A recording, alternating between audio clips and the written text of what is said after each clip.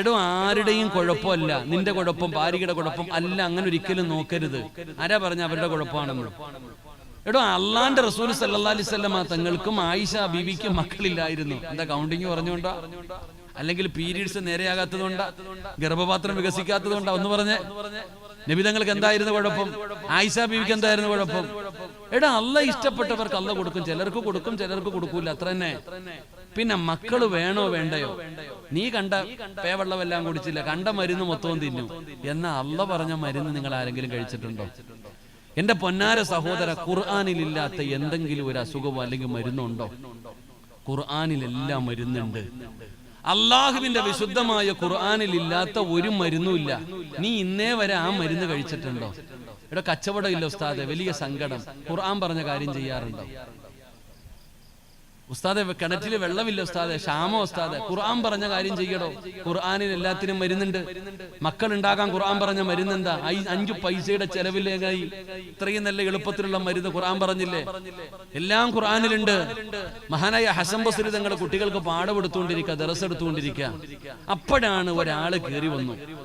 തങ്ങളെ മഴയില്ല, വല്ലാത്ത ക്ഷാമം, വെള്ളമില്ല, വലിയ പ്രയാസവാ, തങ്ങളെ ദുആ ചെയ്യണം കേട്ടോ.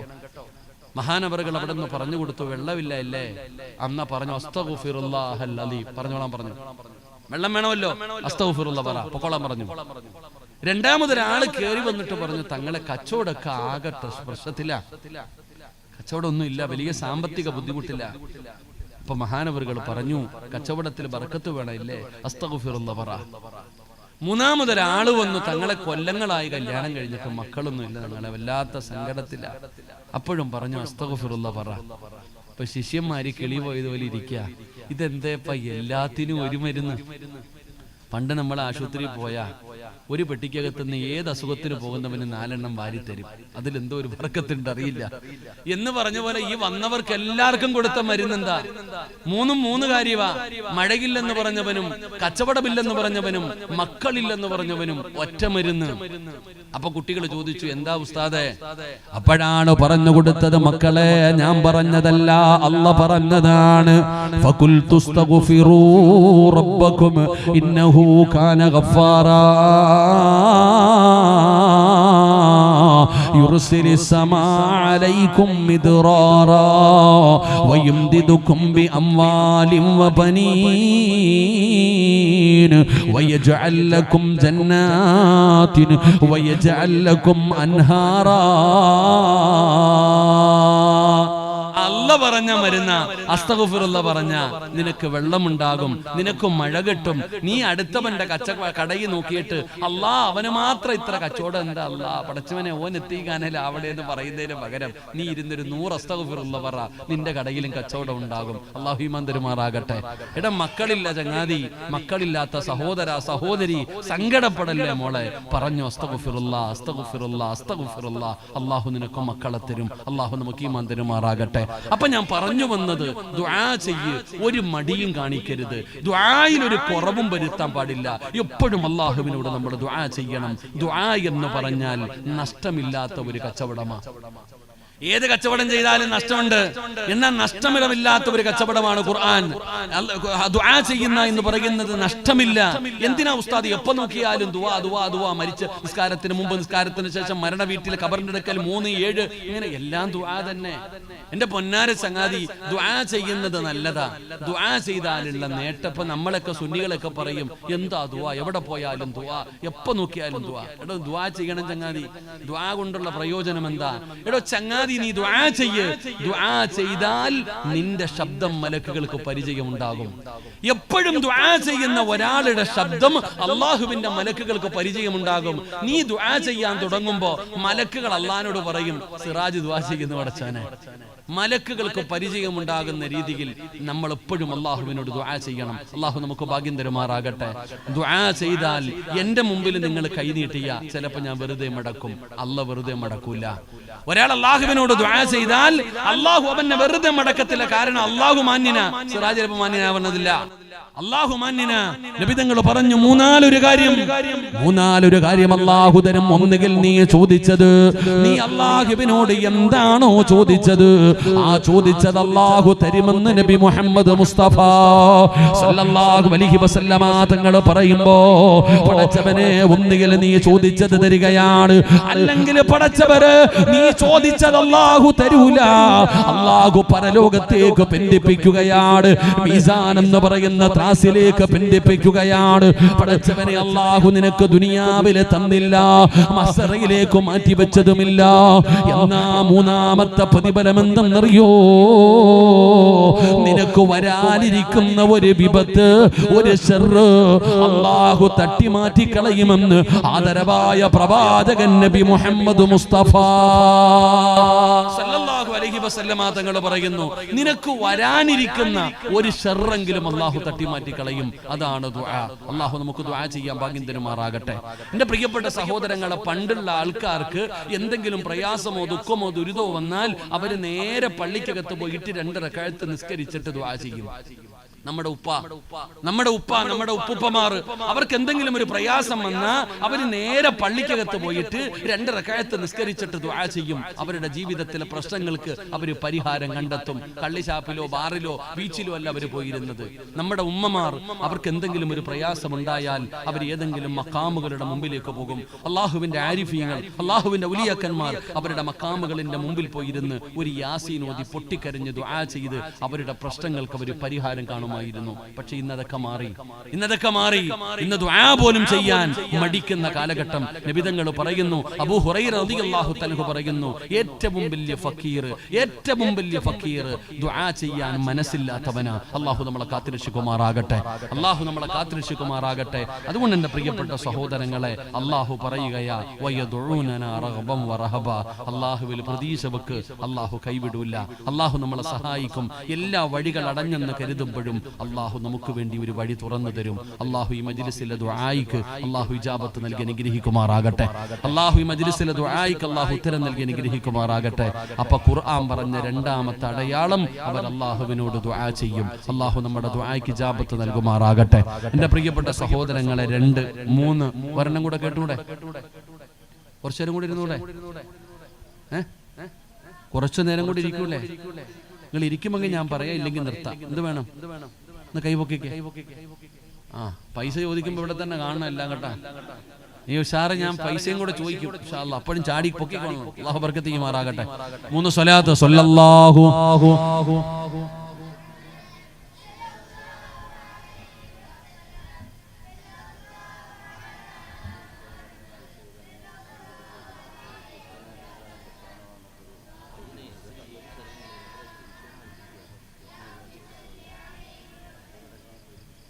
ഇൻഷാ അല്ലാഹ്.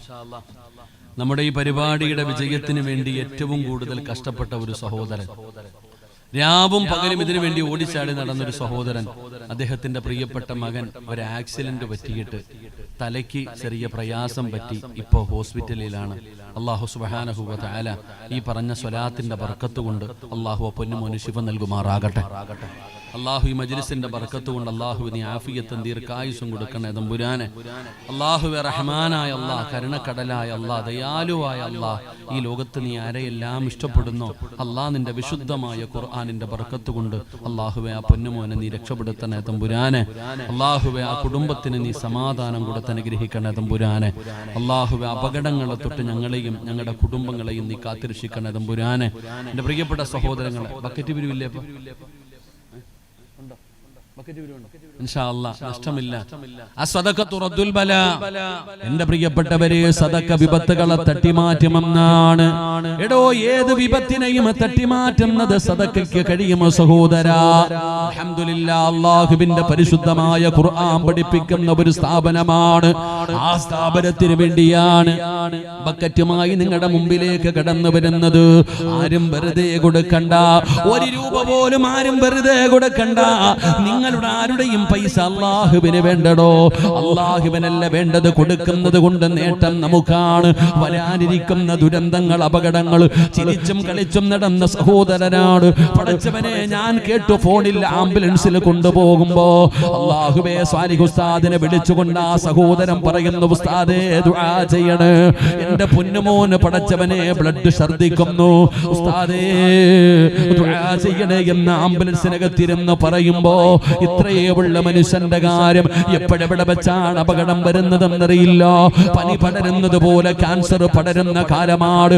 ഒരു കുടുംബത്തിൽ ഒരാൾക്ക് ക്യാൻസർ ഉണ്ടോ? ഇന്ന് പടച്ചവനെ പേര് പോലും കേൾക്കാത്ത രോഗങ്ങൾ പടർന്നുകൊണ്ടിരിക്കുകയാ. അതുകൊണ്ട് പടച്ചവനെ എല്ലാ വിപത്തുകളെയും തട്ടിമാറ്റുന്നത് സദഖയാണ്. ആ സദഖയ്ക്ക് പവറുണ്ട്. ഏത് രോഗത്തെയും മാറ്റാ. അല്ലാഹുവിന്റെ പ്രവാചകൻ സ്വല്ലല്ലാഹു അലൈഹി വസല്ലമ തങ്ങളെ പറയുകയാ, പെങ്ങള് ഉസ്താദേ ഒരുപാട് മരുന്ന് കഴിച്ചു, മരുന്ന് കഴിച്ചിട്ടും രോഗം മാറുന്നില്ലെന്ന് സങ്കടം പറയുന്ന ഉമ്മ, ഞാനൊരു മരുന്ന് പറഞ്ഞു തരട്ടെ. അല്ലാഹുവിന്റെ പ്രവാചകൻ സ്വല്ലല്ലാഹു അലൈഹി വസല്ലമ തങ്ങൾ പറയുന്നു, അല്ലാഹുവിന് ചില അടിമകളുണ്ട്, അല്ലാഹുവിന് ചില അടിമകളുണ്ട്. ആ അടിമകൾക്ക് രോഗം വന്നാ അവര് സദഖ കൊടുത്ത് ചികിത്സിക്കുമെന്ന് ആദരവായ പ്രവാചകൻ നബി മുഹമ്മദ് മുസ്തഫ സല്ലല്ലാഹു അലൈഹി വസല്ലമ തങ്ങൾ പറയുമ്പോ, ഈ മുതഅല്ലിമീങ്ങളെ ബക്കറ്റുമായി നിങ്ങളുടെ മുമ്പിലേക്ക് കടന്നു വരുമ്പോ നിങ്ങൾ അല്ലാഹുവിനോട് പറയണം, പടച്ചവനെ ക്യാൻസറോ ട്യൂമറോ ഏതെങ്കിലും മാരകമായ രോഗത്തിന്റെ അണുക്കൾ എന്റെ ശരീരത്തിലുണ്ടെങ്കിൽ ഈ കൊടുക്കുന്ന സദഖയുടെ ബർക്കത്ത് കൊണ്ട് നീ കരിച്ചു കളയണേ അല്ലാ, നീ രക്ഷപ്പെടുത്തണേ അല്ലാ. മനസ്സറിഞ്ഞുകൊണ്ടൊരു സദഖ കൊടുക്ക് അല്ലാഹുവേ, അതിനുള്ള ഭാഗ്യം കൊടുക്കണേ അല്ലാ. എല്ലാവരും അൽഹംദുലില്ലാ അവരവരെ കൊണ്ട് കഴിയുന്നത് അൽഹംദുലില്ലാ. മദ്രസകൾ പോലും നിരോധിക്കണമെന്ന് പറയുന്ന ഒരു രാജ്യത്താണ് നമ്മൾ ജീവിക്കുന്നത്. മദ്രസകൾ പോലും, കാരണം എന്റെ പ്രിയപ്പെട്ട സഹോദരങ്ങൾ, അതുവരെ നിർത്തലാക്കണമെന്ന് പറയുന്ന ഒരു കാലഘട്ടം. അങ്ങനെയുള്ള വലിയ പ്രയാസത്തിന്റെ കാലഘട്ടത്തിലാണ് കേരളത്തിൽ ഒരുപാട് സ്ഥാപനങ്ങൾ, നമ്മുടെ രാജ്യങ്ങളിൽ ഒരുപാട് സ്ഥാപനങ്ങൾ. അള്ളാഹു എല്ലാ സ്ഥാപനങ്ങൾക്കും അള്ളാഹു നിലനിൽപ്പ് കൊടുത്ത് അനുഗ്രഹിക്കുമാറാകട്ടെ. വലിയ ചോദ്യചിഹ്നമാകുന്ന ഒരു കാലഘട്ടം. എന്റെ പ്രിയപ്പെട്ടവരെ, ഇന്നത്തെ മദ്രസകൾ നമ്മൾ നോക്കിക്കേ, എന്തെല്ലാം നിയമങ്ങൾ. കുറച്ചു കാലം മുമ്പ് ഒരു പുതിയ നിയമം പാസാക്കാൻ പോയി. ശരീഅത്ത് അല്ലെങ്കിൽ വഖഫ്, അല്ലാഹുവിന് വഖഫ് ചെയ്തിരിക്കുന്ന ആ വഖഫ് സ്വത്തുക്കളെ കുറിച്ച് പോലും ചർച്ച ചെയ്യപ്പെട്ടു. അതൊക്കെ ഒന്ന് അലങ്കോലമായപ്പോ അടുത്ത മദ്രസയിലേക്ക് കടന്നിരിക്കുകയാണ്. എന്റെ പ്രിയപ്പെട്ടവരെ, വല്ലാത്ത ഒരു കാലഘട്ടത്തിൽ. പക്ഷെ നമ്മൾ മനസ്സിലാക്കേണ്ട ചില സത്യങ്ങളുണ്ട്. നമ്മൾ മനസ്സിലാക്കേണ്ട ഒരു ചില സത്യങ്ങൾ. ഈ ഇങ്ങനെയുള്ള ആൾക്കാർ, ഇസ്ലാമിന്റെ ശത്രുക്കൾ, പല പല തീരുമാനങ്ങളും പല പല പ്രകടനങ്ങളും അവരിങ്ങനെ നടത്തിക്കൊണ്ടേയിരിക്കും. പക്ഷെ നമ്മൾ മനസ്സിലാക്കേണ്ട ഒരു കാര്യം എന്താ? എടോ, ഇന്നത്തെ സാഹചര്യം വെച്ച് നോക്കുകയാണെങ്കിൽ ഈ നിയമങ്ങൾ പാസ്സാകുന്നതിന് മുമ്പേ നമ്മൾ തന്നെ ഇതൊക്കെ അവസാനിപ്പിച്ച് കളയുന്നൊരവസ്ഥ. നിങ്ങൾ നോക്കിക്കേ, ഇന്ന് മദ്രസകൾ. എടോ, മദ്രസയിൽ ഒന്നാമത് പഠിപ്പിക്കുന്നത് അലിഫ്. അതിന് പഠിപ്പിക്കുന്ന ഒന്നാമത്തെ വാചകം അദബ്. അദബാണ് പഠിപ്പിക്കുന്നത്. മര്യാദ, എങ്ങനെയാണ് ജീവിക്കേണ്ടത്, എങ്ങനെയാണ് ഉപ്പയോട് പെരുമാറേണ്ടത്, ഉമ്മയോട് പെരുമാറേണ്ടത്, വലിയവരോട് പെരുമാറേണ്ടത്, അനുജന്മാരോട് പെരുമാറേണ്ടത്, എങ്ങനെയാണ് ഒരു വീട്ടിൽ പെരുമാറേണ്ടത്, ഒരു സമൂഹത്തിൽ എങ്ങനെയാണ് പെരുമാറേണ്ടത്, ഒരു രാജ്യത്ത് എങ്ങനെയാണ് ജീവിക്കേണ്ടത്. അദബാണ് ഒന്നാമത് പഠിപ്പിക്കുന്നത്. ബാക്കിയാണ് എല്ലാ കാര്യങ്ങളും. എടോ, ഈ മദ്രസകൾ ഇല്ലായിരുന്നെങ്കിൽ നിങ്ങളൊന്ന് ആലോചിക്ക്, ഈ ശരീഅത്തുകളും ഈ ഫിഖ്ഹും ഈ മദ്ഹബിന്റെ വിഷയങ്ങളും ഈ മറ്റുള്ള ഇബാദത്തുകളൊക്കെ എവിടെ നിന്ന് പഠിക്കാനാ? പക്ഷെ നമ്മൾ മനസ്സിലാക്കേണ്ടത് ഇന്നത്തെ മദ്രസയുടെ അവസ്ഥ എന്ന് പറഞ്ഞാൽ, എന്റെ പ്രിയപ്പെട്ട സഹോദരങ്ങളെ, കരണ്ട് വന്നു പോകുന്നത് പോലെയാണ് ഇന്നത്തെ മദ്രസയുടെ അവസ്ഥ. എന്ന് പറഞ്ഞ മാതാപിതാക്കളും മക്കൾക്ക് വലിയ പരിഗണന കൊടുക്കുന്നില്ല. അവർക്ക് സമയം കിട്ടുമ്പോ 6:30 വരും, 6:45 തിരിച്ചു പോകുന്ന ഒരവസ്ഥ.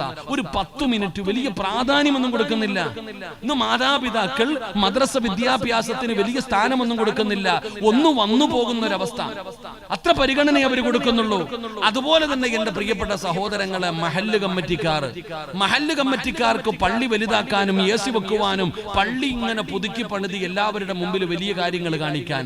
എന്നാൽ ആ മദ്രസയ്ക്കകത്ത് ഒരു ബെഞ്ചുണ്ടോ, ഒരു ഡെസ്ക് ഉണ്ടോ, അവിടെ പഠിക്കുന്ന കുട്ടികൾക്ക് എന്തെങ്കിലും ആവശ്യമുണ്ടോ, അതിനൊന്നും പരിഗണന ആരും കൊടുക്കാറില്ല. കാരണം ഇവർക്ക് ഇടം ചിന്തിക്കേണ്ടത്, ഈ മദ്രസ ഇല്ലെങ്കിൽ പള്ളിക്കകത്ത് ആരാ വരുന്നേ? ഈ മദ്രസയ്ക്കകത്ത് പഠിക്കേണ്ട കുട്ടികളാണ് ഭാവിയിൽ പള്ളിക്കകത്ത് കയറേണ്ടത്. എത്ര വലിയ പള്ളി കെട്ടിയാലും ആ പള്ളിക്കകത്ത് നമസ്കരിക്കാൻ ആള് വേണമെങ്കിൽ മദ്രസയിൽ നിന്ന് പഠിച്ചു വളരുന്ന മക്കളാണ് പിന്നീട് പള്ളിയിൽ കയറുന്നത്. അപ്പൊ ഏറ്റവും കൂടുതൽ പരിഗണന കൊടുക്കേണ്ടത് മദ്രസയ്ക്കാണ്. ആ മദ്രസ വിദ്യാഭ്യാസത്തിന് കൊടുക്കേണ്ട സ്ഥാനവും പവിത്രതയും ആ മഹത്വവും അതിന് കൊടുക്കേണ്ടത് കൊടുക്കുക തന്നെ വേണം. അത് കൊടുക്കാതെ വരുമ്പോ എന്റെ പ്രിയപ്പെട്ടവരെ, ഇന്നത്തെ അവസ്ഥ വെച്ച് നോക്കിയാൽ ഈ നിയമം ഇവര് പാസ്സാക്കുന്നതിന് മുമ്പ് തന്നെ ഏകദേശമുള്ള മദ്രസകളൊക്കെ പൂട്ടിക്കെട്ടുന്ന അവസ്ഥ, കുട്ടികൾ പൊഴിഞ്ഞുകൊണ്ടേയിരിക്കുന്നു. അള്ളാഹു നമുക്ക് ഈ മാന്ത്രിക അനുഗ്രഹിക്കുമാറാകട്ടെ. എത്രയോ വലിയ പുണ്യമാണ് മദ്രസകൾ. ആ മദ്രസകൾ ഇല്ലായിരുന്നെങ്കിൽ നമ്മളെ കാരാകുമായിരുന്നു. എടോ, ആ മദ്രസയിൽ നിന്ന് കിട്ടിയ വിദ്യാഭ്യാസം ലോകത്ത് ഏത് യൂണിവേഴ്സിറ്റിയിൽ പോയാലും കിട്ടൂല. ലോകത്ത് നിങ്ങൾ എവിടെ പോയി പഠിച്ചാലും ആ മദ്രസയിൽ നിന്ന് നമ്മൾ പഠിച്ച അറിവോളം വലുപ്പമുള്ള വേറെ അറിവൊന്നുമില്ല. ഏറ്റവും നല്ല ഒരു പാഠശാലയായിരുന്നു ആ മദ്രസകൾ. അള്ളാഹു നമ്മുടെ ഉസ്താദന്മാർക്ക് സ്വർഗം കൊടുക്കുമാറാകട്ടെ. മരണപ്പെട്ടു പോയവർക്ക് അള്ളാഹു സ്വർഗം കൊടുക്കുമാറാകട്ടെ. ജീവിച്ചിരിക്കുന്ന ഉസ്താദന്മാർക്ക് അള്ളാഹു ആഫിയത്തുള്ള ദീർഘായുസ് കൊടുത്ത് അനുഗ്രഹിക്കുമാറാകട്ടെ. ഞാൻ പറഞ്ഞത് മദ്രസ വിദ്യാഭ്യാസത്തിന് നമ്മൾ വലിയ സ്ഥാനങ്ങൾ കൊടുക്കണം. മഹല്ലുകൾ ഒന്നാം സ്ഥാനം കൊടുക്കേണ്ടത് മദ്രസകൾക്കായിരിക്കണം. എന്റെ പ്രിയപ്പെട്ട സഹോദരങ്ങളെ, അങ്ങനെ വലിയ ഒരു ചോദ്യചിഹ്നമാകുന്ന കാലഘട്ടത്തിലാണ് ഇതുപോലെയുള്ള മദ്രസകൾ. അൽഹംദുലില്ലാ, ഓരോ ദിവസവും നമ്മൾ മനസ്സിലാക്കേണ്ടത് ഇന്ന് ആർക്കുമില്ല മദ്ഹബുകളെ കുറിച്ച്, ശരീഅത്തിന്റെ നിയമങ്ങളെ കുറിച്ച്, ആദർശങ്ങളെ കുറിച്ച് ഈ വളർന്നു വരുന്ന തലമുറകൾക്കറിയില്ല. ഫേസ്ബുക്കിലും യൂട്യൂബിലും കയറി ആരെങ്കിലും പറയുന്നതും എവിടെ നിന്നെങ്കിലും കിട്ടുന്ന അറിവുകൾ മാത്രമേ ഈ മക്കൾക്കുള്ളൂ. എന്താണ് സുന്നത്ത് ജമാഅത്ത്, എന്താണ് അഹ്ലി സുന്നത്തി വൽ ജമാഅത്തിന്റെ ആദർശം, എന്താണ്, ആരാണ് യഥാർത്ഥ, ഇതിനെ കുറിച്ചൊക്കെ നമ്മൾ പഠിക്കാൻ തയ്യാറാകണം. അവിടെയാണ് എന്റെ പ്രിയപ്പെട്ട സഹോദരങ്ങളെ ഈ പുത്തൻ ആശയക്കാര് കടന്നു വന്നുകൊണ്ടിരിക്കുന്നത്. അള്ളാഹുവിന്റെ ദീനിലേക്ക് മനുഷ്യന്മാരെ വഴിപിഴപ്പിക്കുന്നതിന് വേണ്ടി വലിയ തന്ത്രം മെനഞ്ഞുകൊണ്ട് മറ്റുള്ളവർ കടന്നു വരുന്നത് അവിടെയാ. അള്ളാഹു നമ്മുടെ മക്കൾക്ക് അഹ്ലി സുന്നത്തി വൽ ജമാഅ എന്താണെന്ന് പഠിക്കുവാനും അത് മുറുകെ പിടിച്ചു ജീവിക്കുവാനും അള്ളാഹു നമുക്ക് ഭാഗ്യം നൽകി അനുഗ്രഹിക്കുമാറാകട്ടെ. എന്റെ പ്രിയപ്പെട്ട സഹോദരങ്ങളെ, വളരെ ശ്രദ്ധായി നമ്മൾ കാണേണ്ട ചില കാര്യങ്ങൾ. എന്തെങ്കിലും നന്മ ചെയ്യുമ്പോൾ ആ നന്മയെ വിമർശിക്കാൻ പലരും എന്നോട് പറഞ്ഞു. ഞാൻ ചോദിച്ചു, സാലിയ നീ എങ്ങനെ ഇതൊക്കെ കൊണ്ടു നടക്കുന്നു? ഉസ്താദെ, വിമർശനങ്ങളൊക്കെ ഉണ്ട്, പലരും പലതും പറയാനുണ്ട്. അപ്പൊ ഞാൻ ചിന്തിക്കുന്നത് അൽഹംദുലില്ലാ, കുഴപ്പമൊന്നുമില്ല. ഞാൻ പറയുന്നത് നമ്മൾ നന്മകൾ ചെയ്യുമ്പോഴേ വെറുതെ നിൽക്കണ മാവിൽ ആരും കല്ലെറിയൂല, മാങ്ങയുള്ള മാവിലെ ജനങ്ങൾ കല്ലെറിയാറുള്ളൂ. നമ്മൾ മനസ്സിലാക്കേണ്ടത് നന്മകൾ ചെയ്യുമ്പോൾ നമ്മൾ വിമർശിക്കും. സാലിഹ് മുസ്ലിയാരോട് എന്റെ ശരീക്കായതുകൊണ്ട് ഞാൻ എപ്പോഴും പറയാറില്ല. ഒരു ഉദാഹരണം ഞാൻ പറയുന്നത്, പണ്ടൊരു കഥ പറയാം. ഒരു കടുവയും ഒരു കഴുതയും കൂടെ വല്ലാത്ത തർക്കം. എന്റെ പ്രിയപ്പെട്ടവർ, രണ്ടുപേരും കൂടെ വല്ലാത്ത തർക്കം. കഴുത പറഞ്ഞു പുല്ലിന്റെ നിറം മഞ്ഞയാണെന്ന്. അല്ല, അവിടെ നിന്ന് പറഞ്ഞു അല്ല, പച്ചയാ. എത്ര പറഞ്ഞിട്ട് ഈ കഴുത പറയുന്നു മഞ്ഞയാ മഞ്ഞയാ മഞ്ഞയാ. അവസാനം പിന്നെ ദേഷ്യം വരാതിരിക്കോ? അങ്ങനെ കടുവ എന്ത് എടുത്തു? കഴുത എടുത്തിട്ട് അങ്ങ് ചാമ്പി. എത്ര പറഞ്ഞിട്ടും ഇവൻ അനുസരിക്കുന്നില്ല, തല്ലുകൊടുത്തു. അങ്ങനെ കഴുത എന്ത് ചെയ്തു? കരഞ്ഞുകൊണ്ട് സിംഹരാജാവിന്റെ മുമ്പിൽ ചെന്ന് പരാതി പറഞ്ഞു, ഈ കടുവ എന്നെ തല്ലി. എന്തിനാ തല്ലിയെ? ഞാൻ പറഞ്ഞു പുല്ലിന്റെ നിറം മഞ്ഞയാണെന്ന്, ഇവൻ പറയുന്നു പച്ചയാണെന്ന്. ഞാൻ അങ്ങനെ തല്ലുവേടിച്ചു. അപ്പൊ സിംഹരാജാവ് കടുവയോട് ചോദിച്ചു, നീ എന്തിനാ ഇവനെ തല്ലിയത്? രാജാവേ, പുല്ലിന്റെ നിറം പച്ചയല്ലേ, ഇവൻ പറയുന്നു മഞ്ഞയാണെന്ന്. എത്ര പറഞ്ഞിട്ട് ഇവൻ അനുസരിക്കുന്നില്ല, അതുകൊണ്ടാണ് ഞാൻ തല്ലിയെ. അപ്പോ സിംഹരാജാവ് എല്ലാം കേട്ടിട്ട് പറഞ്ഞു, കടുവയ്ക്ക് 10 അടി കൊടുക്കാൻ, കടുവയ്ക്ക് 10 തല്ല് കൊടുക്കാൻ. അപ്പൊ സിംഹത്തിനോട് കടുവ ചോദിച്ചു, രാജാവേ, ഇവൻ പറഞ്ഞതല്ലേ തെറ്റ്? പുല്ലിന്റെ നിറം പച്ചയല്ലേ, ഇവൻ പറഞ്ഞു മഞ്ഞയാണെന്ന്. ഇവനെ അടിക്കേണ്ടതിന് പകരം എന്തിനാ എന്നെ അടിക്കുന്നേന്ന്. ആ സമയത്ത് സിംഹരാജാവ് പറഞ്ഞ ഒരു മറുപടിയുണ്ട്. ലോകത്തുള്ള എല്ലാവർക്കും അറിയാം പുല്ലിന്റെ നിറം പച്ചയാണെന്ന്. ഈ കഴുത മഞ്ഞയാണെന്ന് പറഞ്ഞപ്പോ നിന്റെ വിലപ്പെട്ട സമയം എന്തിന് നീ വെറുതെ കളഞ്ഞു? ഇവനോട് തർക്കിച്ചതിനാ നിനക്ക് തല്ല്. അള്ളാഹു കാത്തിരക്ഷിക്കുമാറാകട്ടെ. ഇതിനകത്താണ് സാലിഹ് ഉസ്താദിനുള്ള ഉപദേശം. എന്റെ പ്രിയപ്പെട്ട സഹോദരങ്ങളെ, അള്ളാഹു തന്നിരിക്കുന്ന സമയം വിലപ്പെട്ടതാ. അതെന്തിനാ നമ്മൾ ആവശ്യമില്ലാത്തവർക്ക് വേണ്ടി ചെലവഴിക്കുന്നത്? ഇപ്പൊ ഞാനിത് പറഞ്ഞ ഈ സമയവും വേസ്റ്റായി പോകും. അള്ളാഹു കാത്തിരക്ഷിക്കുമാറാകട്ടെ. അതുകൊണ്ട് എന്റെ പ്രിയപ്പെട്ട സഹോദരങ്ങളെ, ഒന്നുകൂടെ അള്ളാഹു എല്ലാവർക്കും അള്ളാഹു ഹിദായത്ത് കൊടുത്ത് അനുഗ്രഹിക്കുമാറാകട്ടെ. അപ്പൊ ഞാൻ പറഞ്ഞു വന്നത്, ദുആ ചെയ്യ്. ഇത് വേറെ രീതിയിലൊന്നും കാണരുത്. വേണമെങ്കിൽ പറയൂ, ഉസ്താദ് പറഞ്ഞു കേട്ടോ, ദുആ ചെയ്താൽ അള്ളാഹുവിനോട് മാത്രമേ ചോദിക്കാവൂ എന്നൊക്കെ ഇതിനെ വിമർശിക്കപ്പെടാൻ പാടില്ല. ഞാൻ പറഞ്ഞത് മഞ്ഞപ്പിത്തം പിടിച്ചവനെ കാണുന്നതൊക്കെ മഞ്ഞ, അവൻ അങ്ങനെ ചിന്തിക്കത്തുള്ളൂ. എടാ, ഞാൻ പറഞ്ഞത് ദുആ ചെയ്യുന്ന സമയത്ത് വിശ്വാസം വേണം, പ്രതീക്ഷ വേണം. അള്ളാഹു ഒരിക്കലും എന്നെ കൈവിടൂല. ഞാൻ ചോദിച്ചാൽ എൻ്റെ റബ്ബ് തരും. കാരണം എൻ്റെ റബ്ബാണ് അല്ലാഹ്, ഞാൻ അല്ലാഹുടെ അടിമയാണ്. ഞാൻ ചോദിച്ചാൽ എൻ്റെ റബ്ബ് തരുമെന്നുള്ള പ്രതീക്ഷയോടുകൂടി ദുആ ചെയ്യണം. അല്ലാഹു നമ്മുടെ ദുആയ്ക്ക് ഇജാബത്ത് നൽകുമാറാകട്ടെ. അല്ലാഹു നമ്മുടെ ദുആയ്ക്ക് ഇജാബത്ത് നൽകുമാറാകട്ടെ. എൻ്റെ പ്രിയപ്പെട്ടവരെ, മൂന്നാമതായി ഒരു സ്വഭാവം കൂടെ പറഞ്ഞു തരാ. അല്ലാഹു പറയുകയാ, വകാനൂ ലനാ ഖശീർ വകാനൂ ലനാ ഖശീർ. അവർക്ക് അല്ലാഹുവിനെ വല്ലാത്ത പേടിയാണ്, അവർക്ക് അല്ലാഹുവിനെ വല്ലാത്ത ഭയമാണ്. പടച്ചവനെ, ആ ഫിർദൗസ് എന്ന് പറയുന്ന സ്വർഗ്ഗത്തിന്റെ അവകാശിയുടെ മൂന്നാമത്തെ സ്വഭാവം എന്താ? അവൻ അല്ലാഹുവിനെ വല്ലാത്ത പേടിയാണ്. ഈ വഅദ് പറയുന്ന ഞാനാകട്ടെ, വഅദ് കേൾക്കുന്ന നിങ്ങളാകട്ടെ, അല്ലാഹുവിനെ പേടിയുള്ള ആരാവുള്ളത്? അല്ലാഹുവിനെ പേടിയുള്ള ആരാവുള്ളത്? എടോ, നമുക്ക് അല്ലാഹ് ആരാണെന്ന് പോലും അറിയില്ലടോ. അല്ലാഹ് ആരാണെന്ന് എനിക്കും അറിയില്ല, നിങ്ങൾക്കും അറിയില്ല. പിന്നെയല്ലേ പേടിയുണ്ടാകുന്നത്? ഇരിക്കുന്ന തടമ്പുള്ള, താടിയുള്ള, തൊപ്പിയിട്ട മുസ്ലിമാണെന്ന് പറഞ്ഞ് നടക്കുന്നവന്, ഒരു ഹൈന്ദവ വിശ്വാസി അല്ലെങ്കിൽ നിന്റെ അയൽവാസി നിന്നോട് ചോദിക്കുകയാണ്, അല്ലാഹ് ആരാ, അല്ലാഹ് ആരാ? 5 മിനിറ്റ് പ്രസംഗിക്കാനല്ലാതെ കൂടുതൽ എന്ത് നിനക്കറിയാം? ഇരിക്കുന്ന ഒരാളോട് ചോദിക്കുന്നു, ആരാ അല്ലാഹ്? എന്നെ പടച്ചതല്ല, മരിപ്പിക്കുന്നവനല്ല, ഭക്ഷണം തരുന്നവനല്ല, ഈ ലോകത്തിന്റെ അധിപനല്ല. ഇങ്ങനെ കേവലം ചുരുങ്ങിയ 10 വാക്കല്ലാതെ ആ അല്ലാഹനെ കുറിച്ച് പറഞ്ഞു കൊടുക്കാൻ എനിക്ക് നിങ്ങൾക്ക് എന്തറിവാവുള്ളേ? ഇവിടെ നമുക്ക് പോലും അല്ലാഹനെ അറിയില്ല. നമുക്ക് ആർക്കെങ്കിലും അല്ലാഹുവിനെ അറിയുമായിരുന്നെങ്കിൽ ഈ വഅദിന്റെ ആവശ്യമുണ്ടോ? നമ്മുടെ സ്വഭാവം ഇങ്ങനെ ആവോ? നിസ്കാരം മുടക്കാൻ, എന്റെ പ്രിയപ്പെട്ടവരെ, നമുക്ക് അല്ലാഹുവിനെ മറന്നു നടക്കാൻ കഴിയുമോ? ഇന്ന് അല്ലാഹനെ മനസ്സിലാക്കാൻ ആർക്കും കഴിയണില്ല. ആരും പഠിക്കാനും മനസ്സിലാക്കാനും ദീനില്ലടോ ഇന്നാർക്കും. ദീൻ ഉണ്ടെന്ന് പറഞ്ഞു നടക്കുന്നവനും അകം പൊള്ളയ, അവനും ഇല്ല ദീൻ. എന്റെ അല്ലാഹുവിനെ കുറിച്ച് പഠിക്കുവാനും മനസ്സിലാക്കാനും ഇന്നത്തെ കുട്ടികൾ തന്നെ പറയുന്നത്, ഉസ്താദ് നിങ്ങൾ എത്ര വഅദ് പറഞ്ഞാലും ഞങ്ങൾ മാറൂല. എടോ, വഅദ് കേട്ടിട്ട് ഞാൻ ചോദിക്കട്ടെ, ലോകത്ത് ഏറ്റവും കൂടുതൽ ഉപദേശം കേൾക്കുന്നതാരാ? മുസ്ലിം സമുദായം. ഇവിടത്തെ ഹൈന്ദവ വിശ്വാസി അല്ലെങ്കിൽ ക്രിസ്തുമത വിശ്വാസി, അവർക്ക് വഅദുണ്ടോ? മജ്ലിസുൻ നൂറുണ്ടോ? ഹദ്ദാദ് ഉണ്ടോ? സലാത്ത് മജ്ലിസ് ഉണ്ടോ? വെള്ളിയാഴ്ച ജുമുഅ ഉണ്ടോ? നിങ്ങളൊന്ന് ആലോചിച്ച് നോക്കിയേ. ആ പാവങ്ങൾക്കൊന്നും ഇല്ലടോ. പക്ഷെ നമുക്കോ ജനിച്ചപ്പോ തന്നെ ബാങ്കു ഇഖാമത്ത് അന്ന് മുതൽ തുടങ്ങിയതാ, മരിക്കണ കാലം വരെ ഉണ്ട് ഇത് മുഴുവനും. ഈ ലോകത്ത് ഏറ്റവും കൂടുതൽ ഉപദേശം കേൾക്കുന്നത് നമ്മൾ, ഏറ്റവും കൂടുതൽ തോന്നിവാസം കാണിക്കുന്നത് ആരാ? അല്ലാഹു നമ്മളെ കാത്തിരക്ഷിക്കുമാറാകട്ടെ. ആമീൻ പറ. പേടിയുണ്ടോ നമുക്ക്? പേടിയുണ്ടോ നമുക്ക്? എടാ, പണ്ടുള്ളവൻ ഒരു വീടി വലിക്കുമ്പോഴും ഒളിച്ചിരുന്ന് വലിക്കും. ഇപ്പോഴോ പരസ്യമായി നിന്ന് കുടിക്കും. അല്ലാഹു കാക്കുമാറാകട്ടെ. ഇന്നത്തെ മുസ്ലിം സമുദായത്തിന്റെ അവസ്ഥ എന്ന് പറഞ്ഞാൽ, അവൻ നന്മയും ചെയ്യും തിന്മയും ചെയ്യും, ഒരു പേടിയില്ല. അതിന് ഏറ്റവും വലിയ ഒരു ഉദാഹരണം, ഒരു 15 വർഷം മുമ്പ്, ഇപ്പത്തെ കാര്യമല്ല, ഒരു 15 വർഷം മുമ്പ് നിസ്കരിക്കാൻ പള്ളിയിൽ വരുന്ന ഏതെങ്കിലും ഒരാള് കള്ളു കുടിക്കോ? പറ, കുടിക്കോ? നിങ്ങൾ എന്താ മിണ്ടായിരിക്കണം? കുടിക്കോ? ഒരു 15 വർഷം മുമ്പ് നിസ്കരിക്കാൻ പള്ളിയിൽ വരുന്ന ഒരു മനുഷ്യൻ കള്ളു കുടിക്കില്ല. കള്ളു കുടിക്കുന്നവൻ പള്ളി വരില്ല. വ്യഭിചരിക്കുന്നവൻ പള്ളി വരൂല. പള്ളിയിൽ വരുന്നവൻ വ്യഭിചരിക്കൂല. പലിശ കച്ചവടം നടത്തുന്നവൻ പള്ളി വരൂല. പള്ളിയിൽ വരുന്നവൻ പലിശ കച്ചവടം നടത്തൂല. ഇത് പണ്ട്. ഇപ്പോഴോ കഞ്ചാവടിക്കുന്നവന് നിസ്കരിക്കാൻ പള്ളി വരും. അല്ലാഹു കാക്കുമാറാകട്ടെ. ഇപ്പൊ വരുവോ? നിങ്ങൾ എന്താ മിണ്ടാതിരിക്കണേ? ഇപ്പൊ വരുവോ? കള്ളു കുടിക്കുന്നവൻ പള്ളി വരും, കഞ്ചാവടിക്കുന്നവൻ പള്ളി വരും. എടോ, പണ്ട് പള്ളിയിൽ വരുന്നവൻ കള്ളു കുടിക്കില്ല, ഇന്ന് കള്ളുകുടിയുണ്ട്, പള്ളിയിലും വരും. എടാ, പണ്ട് പെണ്ണ് പിടിക്കുന്നവൻ പള്ളി കയറൂല, ഇപ്പൊ പെണ്ണ് പിടിക്കുന്നവൻ കമ്മിറ്റി ഓഫീസിൽ കയറിയിരിക്കും പള്ളി പരിപാലിക്കാൻ. അല്ലാഹു കാക്കുമാറാകട്ടെ. ഞാൻ ഇവിടത്തെ ഉദ്ദേശം പറഞ്ഞതല്ല കേട്ടാ, ഞാൻ അങ്ങനെയൊന്നും കരുതല. ഇവിടുത്തെ ആരാന്ന് പോലും എനിക്കറിയില്ല. അല്ലാഹു ഈമാൻ നൽകുമാറാകട്ടെ. ഇവിടെ നമ്മൾ ആലോചിക്കേണ്ട അവസ്ഥ ഏതാ? ഇവിടെ ഇന്ന് പലിശ കച്ചവടക്കാരനാണ് ഒന്നാമത്തെ സഫിലിരിക്കുന്നവൻ. ഇവിടെ ഇന്ന് നോക്കിയ വെള്ളിയാഴ്ച പള്ളിയിലെ ഖത്തീബിന് പ്രസംഗിക്കാൻ ധൈര്യമുണ്ടോ?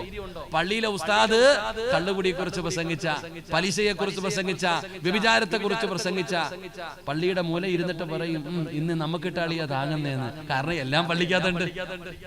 എല്ലാരും ഉണ്ട്. കള്ളുകുടിയനുണ്ട്, വ്യഭിചാരിയുണ്ട്, പലിശക്കാരനുണ്ട്, എല്ലാം ഉണ്ട്. ഇന്ന് നമുക്ക് ഇട്ടാളിയാ. അള്ളാഹു കാത്തിരക്ഷിക്കുമാറാകട്ടെ. ഇതാണോ നമ്മുടെ അവസ്ഥ? ഇതാണ് നമ്മുടെ അവസ്ഥ. ഉസ്താദ്, ഞങ്ങൾക്ക് ഈ ജീവിതം ആസ്വദിക്കാൻ നിങ്ങൾ എടാ വയല് പറഞ്ഞിട്ട് കേട്ടിട്ട് സുബ്ഹാനല്ലാഹ്, വയലെന്ന് പറഞ്ഞാൽ എന്തെന്നറിയോ എന്റെ പൊന്നാര ചങ്ങാതിമാരെ? വയലെന്ന് പറഞ്ഞ നേരം വെളുത്ത പാതിരാത്രി 12 മണി വരെ വയല. എടാ എന്റെ അടുത്ത് തന്നെ പലരും പറയും, ഉസ്താദെ നിങ്ങളുടെ വയല് കേട്ടിട്ടാ ഞാൻ ഉറങ്ങുന്നെന്ന്. സത്യം പറഞ്ഞാൽ അത് പറയുമ്പോ എന്റെ നെഞ്ചത്താ കുത്തണേ. എന്താ പറയണേ? പണ്ട് പാട്ട് കേട്ടിട്ട് ഉറങ്ങുന്നു, ഇപ്പൊ പ്രസംഗം കേട്ടിട്ട് ഉറങ്ങുന്നു. അത്ര വ്യത്യാസമേ ഉള്ളൂ. ഉസ്താദെ നിങ്ങളുടെ വയല് കേട്ടിട്ടാ ഞാൻ ഉറങ്ങുന്നത്. അതിനർത്ഥം എന്താ? വയല് കേൾക്കുമ്പോ ഉറക്കം വരും, അത്ര തന്നെ. എടാ ഈ പെണ്ണുങ്ങൾ ഏറ്റവും കൂടുതൽ നിങ്ങൾ നോക്കിക്കേ, ഓൺലൈനിന്റെ കാലവാ. പണ്ട് ഒരു ഗ്ലാസ് വെള്ളം ഓതണമെങ്കിൽ എവിടെ പോണം? എല്ലാരും എഴുന്നേറ്റ് ബാ, ഇങ്ങോട്ട് അടുത്തിരുന്നേ, ബാ മുന്നോട്ട് പാടാ ചങ്ങായി. എല്ലാരും കഴിഞ്ഞു, എല്ലാം കയറി നിന്ന് കസേര എടുത്തിട്ട് എല്ലാവരും ഫെഡറോട് കയറി പെട്ടെന്ന്. അൽഹംദുലില്ലാഹ്, സമയം കഴിഞ്ഞു. ഇനി അടുത്തിരുന്നോ? ഇനി ഇറങ്ങിപ്പോവാൻ ആരുമില്ല. ഒറ്റ വഴി, ഫരീഖും ഫിൽ ജന്ന.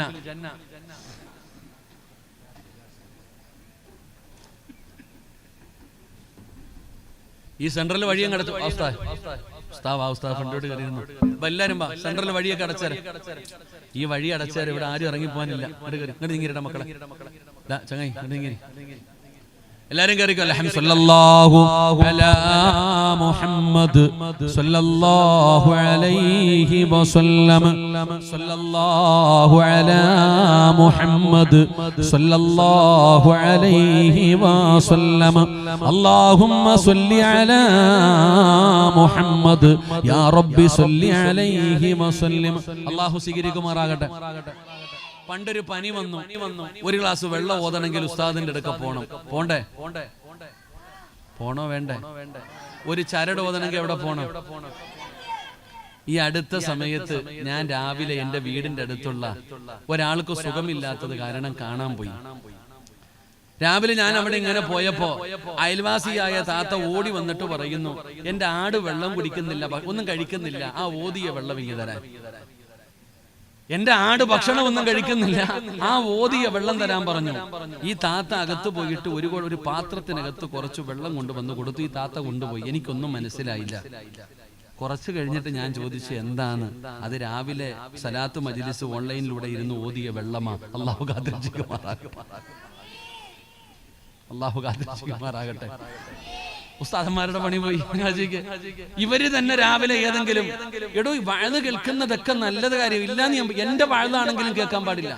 ഞാൻ ഈ രാമനാട്ടുകരെ വയലിന് പോയപ്പോ ഒരു പിതാവ് എന്നെ കണ്ടപ്പോ ചോദിച്ചു, നിങ്ങൾ ആ പ്രസംഗിക്കണ ചങ്ങാതിയല്ലേ?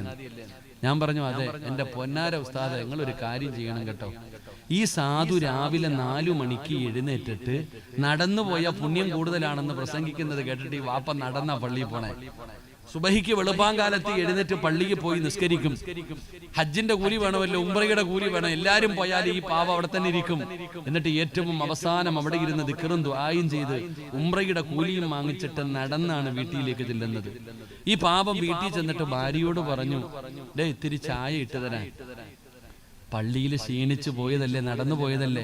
ഭർത്താവ് പറഞ്ഞു, ഇത്തിരി ചായ ഇട്ട് തരാൻ. ഭാര്യ പറയാ, ഞാൻ മജ്ലിസിൽ ഇരിക്കുക, കുറച്ചുകൂടെ കഴിയട്ടെ എന്ന്. അല്ലാഹു കാത്തിരക്ഷിക്കുമാറാകട്ടെ. നമ്മളോടെങ്ങാണ് അങ്ങനെ പറഞ്ഞാലുള്ള അവസ്ഥ. അല്ലാഹു ഭാര്യക്ക് ആഫിയത്തുള്ള ദീർഘായുസ്സ് കൊടുക്കുമാറാകട്ടെ. എടോ ഇന്നത്തെ വയലുകൾ അങ്ങനെ ആയി പോയി. ഇപ്പൊ ഇരിക്കണ ഈ മറയ്ക്കപ്പുറത്തിരിക്കുന്ന പെണ്ണുങ്ങളെ പോയി നോക്കിക്കേ. ഫർദയിട്ട് ഹിജാബിട്ട് തല മറച്ച് അദബും മര്യാദയായി ഇങ്ങനെ ഇരുന്ന് വയല് കേൾക്കും. എന്നാ നിങ്ങൾ വീട്ടിൽ പോയി നോക്കിക്കേ, രാവിലെ ഇതങ്ങോട്ട് ഓണാക്കി ചരുവത്തിലോട്ട് ചാരി വെക്കും. എന്നിട്ട് ഇവരിങ്ങനെ പച്ചക്കറി അരിയും ചായ വെക്കും, പാത്രം കഴിയും, വയലും നടക്കും. അല്ലാഹു കാക്കുമാറാകട്ടെ. അതതിനെ കളിയാക്കുന്നതിന് തുല്യമാ. ഞാൻ പറയുന്നത് അങ്ങനെയൊന്നും വയല് കേൾക്കേണ്ട കാര്യമില്ല. സമാധാനത്തോടെ ഇരുന്ന് കേൾക്കണം. ഇൽമതാ. അല്ലാഹു നമ്മളെ നന്നാക്കി തരുമാറാകട്ടെ. എന്റെ പ്രിയപ്പെട്ട സഹോദരങ്ങളെ, എത്ര വയല് പറഞ്ഞിട്ട് നന്നാകുന്നില്ലടോ മനുഷ്യൻ. ഭയമില്ല, ദീനില്ല. ദീൻ പഠിക്കുവാനോ മനസ്സിലാക്കാനോ നമ്മൾ തയ്യാറാകുന്നില്ല. എത്ര പറഞ്ഞാലും ഒരു മാറ്റമില്ല ഉസ്താദ്. ജീവിതം ആസ്വദിക്കാനുള്ളതാ, ജീവിതം സുഖിക്കാനുള്ളതാ. ഇതാ ഇന്നത്തെ കുട്ടികളുടെ ഒരു കൺസെപ്റ്റ് തന്നെ. ഇതൊക്കെ മാറണം സഹോദരങ്ങളെ. ദീൻ പഠിക്കണം, ദീനുമായി ബന്ധപ്പെടണം, സ്വന്തം ആദ്യം നന്നാകണം. ഒരാൾ നന്നാകേണ്ടത് ആദ്യം നമ്മൾ നന്നാകണം, എന്നിട്ട് വേണം മറ്റുള്ളവരെ നന്നാക്കാൻ. ആദ്യം നമ്മൾ നന്നാകണം, പിന്നെ നമ്മുടെ ഭാര്യയെ നന്നാക്കണം, പിന്നെ നമ്മുടെ മക്കളെ നന്നാക്കണം. എപ്പോഴും ദീൻ വേണം നമുക്ക് വേണ്ടത്. ഈ പെണ്ണുങ്ങൾ ചോദിക്കും, സിറാജ് ഉസ്താദെ, നിങ്ങൾ ഏത് പ്രവാചകന്മാര് വഹദ് പറഞ്ഞാലും ഞങ്ങളെ പറയാൻ പറ്റുന്നതിന്റെ മാക്സിമം പറയുമല്ലോ. ഇവർ വിചാരിക്കുന്നത് നമുക്ക് അവരോട് എന്തോ വൈരാഗ്യം ഉണ്ടെന്നുള്ളത്. ഒന്നുമല്ല. ഏറ്റവും കൂടുതൽ വഹദ് കേൾക്കുന്നത് പെണ്ണുങ്ങളാ, ഏറ്റവും കൂടുതൽ പിരിവ് തരുന്നതും പെണ്ണുങ്ങളാ. അല്ലാഹു ബർക്കത്ത് ചെയ്യുമാറാകട്ടെ.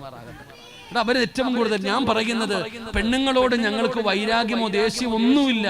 പക്ഷേ പെണ്ണുങ്ങളെ ഞങ്ങൾ പറയുക തന്നെ ചെയ്യും. കാരണം പെണ്ണുങ്ങൾ നന്നായേ പറ്റൂ. പെണ്ണുങ്ങൾ നന്നാകണം. എന്തുകൊണ്ട്? പെണ്ണുങ്ങൾ നന്നായാലുള്ള പ്രയോജനം എന്താ? പെണ്ണ് നന്നായ നമ്മുടെ വീട് സ്വർഗമാകും. അള്ളാഹു നമുക്ക് ഈമാൻ തരുമാറാകട്ടെ. അള്ളാഹു നമ്മുടെ ഭാര്യമാരെ നന്നാക്കി തരുമാറാകട്ടെ. ആമീൻ പറ കാക്ക, ആമീൻ പറ കാക്ക. അള്ളാഹു നമ്മുടെ ഭാര്യമാരെ നന്നാക്കി തരുമാറാകട്ടെ. പാപ്പ, നീ എത്ര കൊലകൊമ്പനാണെന്ന് പറഞ്ഞാലും, നീ ഹാജി ആരോ തങ്ങളോ മലക്കോ ആരുമായാലും, നിന്റെ പെണ്ണും പിള്ള നല്ലവളല്ലെങ്കിൽ മക്കളുടെ കാര്യം പോക്ക. അള്ളാഹു കാക്കമാറാകട്ടെ. ഇനി നീ എത്ര വലിയ കുത്തുബുല്ല കിതാബാണെങ്കിലും നിന്റെ പെണ്ണും പിള്ള നല്ലവളല്ലെങ്കിൽ നിന്റെ കാര്യം വളരെ കഷ്ടമാ. അള്ളാഹു കാത്തിരക്ഷിക്കുമാറാകട്ടെ. ഞാൻ ചുമ്മാതെ പറഞ്ഞതല്ല. 950 കൊല്ലം ദഅവത്ത് നടത്തിയ നബിയാണ് ഷൈഖുൽ അംബിയ നൂഹ് നബി അലൈഹിസ്സലാം. കൂട്ടുകാരൻ നൂഹിന്റെ പേരല്ല ഞാൻ പറഞ്ഞേ, ഒരു പ്രവാചകന്റെ പേരാ പറഞ്ഞേ. മഹാനായ ഷൈഖുൽ അംബിയ നൂഹ് നബി അലൈഹിസ്സലാം എത്ര വർഷം ദഅവത്ത് നടത്തി? 950 കൊല്ലം രാവിലെ മുതൽ വൈകുന്നേരം വരെ അള്ളാഹയെ കുറിച്ച് പറഞ്ഞ പ്രവാചകനാ നൂഹ് നബി. ഈ നൂഹ് നബിയുടെ ഭാര്യ അള്ളാഹിനെ കൊണ്ട് വിശ്വസിച്ചോ? പറ, വിശ്വസിച്ചോ? ഇല്ല. ഈ നൂഹ് നബിയുടെ ഭാര്യ അള്ളാഹിനെ കൊണ്ട് വിശ്വസിച്ചോ? ഇല്ല. തന്റെ പൊന്നാര മകൻ വെള്ളത്തിന്റെ അകത്ത് മുങ്ങിച്ചാകുമ്പോ നൂഹ് നബി വിളിക്കുന്നു, യാ ബുനയ്യ, ഉപ്പച്ചിയുടെ പൊന്നുമോനെ, അള്ളാടെ അദാബാടാ, പാപ്പ പറയുന്നതനുസരിക്കടാ, ഇന്ന് രക്ഷയൊന്നുമില്ല. ലാ ആസിമൽ യൗമ മിൻ അംരില്ല, ഉപ്പാടെ പൊന്നുമോനി കപ്പലിൽ കയറി നമുക്ക് രക്ഷപ്പെടാം. വാപ്പാടെ പണി നോക്കിക്കൊള്ളാൻ. ആ മോൻ പറഞ്ഞ മറുപടി, ആ കാണുന്ന മലയുടെ മുകളിൽ കയറി ഞാൻ രക്ഷപ്പെടും, ഉപ്പാടെ പണി നോക്കിക്കൊള്ളാൻ. കണ്ണിന്റെ മുമ്പിൽ കിടന്ന് മുങ്ങി മരിച്ചടോ. അള്ളാഹു കാത്തിരക്ഷിക്കുമാറാകട്ടെ. ആര്? നൂഹ് നബി അലൈഹിസ്സലാമിന്റെ മകൻ. എന്തുകൊണ്ട്? ഭാര്യ അള്ളാഹുവിൽ വിശ്വാസമില്ലാത്തവളായിരുന്നു. 2 ലൂത്ത് നബി അലൈഹിസ്സലാം, അതും പ്രവാചകനാ. ലൂത്ത് നബി അലൈഹിസ്സലാമും പ്രവാചകനാ. ആ പ്രവാചകന്റെ ഭാര്യ അള്ളാഹിനെ വിശ്വാസമില്ലാത്തവളായി പോയി, മക്കളും പോയി. അള്ളാഹു കാത്തിരക്ഷിക്കുമാറാകട്ടെ. ഇത് പ്രവാചകന്മാരുടെ ചരിത്രമാ. അപ്പൊ നമ്മളോ? പാപ്പ, നീ വലിയ ആളായിരിക്കും, നിസ്കാരവും നോമ്പും ദുഃഖറും ദ്വായൊക്കെ. നീ രാവിലെ ജോലിക്ക് പോകുമ്പോ ആരുടെ കയ്യിൽ ഏൽപ്പിച്ചിട്ടാ പോയെ? ആമിനയുടെ കയ്യില്. ആമിന നല്ലവളല്ലെങ്കിൽ അള്ളാഹു കാത്തിരക്ഷിക്കുമാറാകട്ടെ. അതുകൊണ്ടാണ് സഹോദരിമാരെ, അതുകൊണ്ടാണ് ഞങ്ങൾ സഹോദരിമാരെ കുറിച്ച് പറയുന്നത്. അല്ലാതെ വാശിയും വൈരാഗ്യമൊന്നുമില്ല. ഞാൻ എപ്പോഴും പറയുന്നത്, അതുകൊണ്ട് ഏത് നിക്കാഹിൽ പോകുമ്പോഴും കേൾക്കുന്ന ഒരു വാചകം, തുൻകഹുൽ മർഅതു ലിഅർബഇൻ, 4 കാര്യങ്ങൾ. മോനെ, കല്യാണം കഴിക്കുന്ന ചെറുപ്പക്കാരാ, എല്ലാവരോടും ഉസ്താദന്മാര് പറയുന്നത് സമ്പത്തല്ല, സൗന്ദര്യമല്ല, കുടുംബ മഹിമയല്ല, ദീനിനെ നീ പരിഗണിക്കുക. 4 കാര്യം എണ്ണി പറയും. എന്നിട്ട് അവസാനം പറയുന്നത്, സമ്പത്തിനും സൗന്ദര്യത്തിനും കുടുംബ മഹിമയ്ക്കുമല്ല നീ സ്ഥാനം കൊടുക്കേണ്ടത്, കെട്ടുന്ന പെണ്ണിന് ദീനുണ്ടോ എന്ന് നോക്കണം. അല്ലാഹു ഈമാൻ തരുമാറാകട്ടെ.